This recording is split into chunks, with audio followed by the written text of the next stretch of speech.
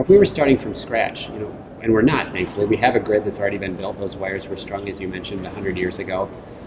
But if we're starting from scratch on the utility business model, what are the principles of the utility system? Great question. I think we do need to kind of reimagine what the electricity system should look like. We should reimagine this future system so that we don't just try to kind of build on top of what already exists, but we take a step back and say, what are the ultimate goals of our electricity system? I believe that this is the most transformational time in our energy system in at least 100 years, since all those electricity wires were strung across the countryside and rural communities got light bulbs and electricity for the first time.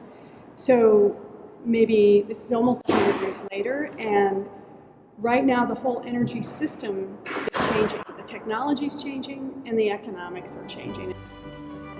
What do you see as the biggest pressures? What is it that is really transforming their business model?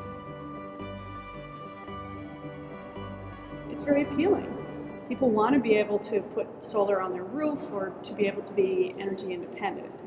And so the more people produce their own electricity, the less, again, the less electricity sales that the utilities have, but also the less need for large centralized power plants. So originally the electricity system was built upon, ever since Thomas Edison started this whole endeavor going, it was built upon large centralized power plants connected by wires to customers, and there's less and less need for those large centralized power plants in the future.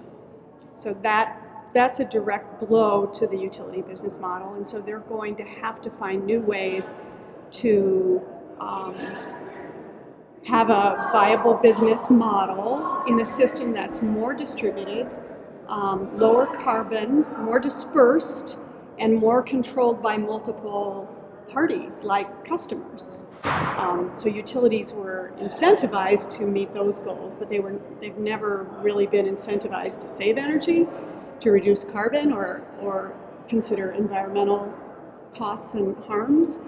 And they haven't been incentivized to be flexible or to adapt to new technologies. And so you really need an electricity grid that meets those goals of environmental performance, of low carbon sources, of flexibility, and adaptation to technology so that it can be more customer driven.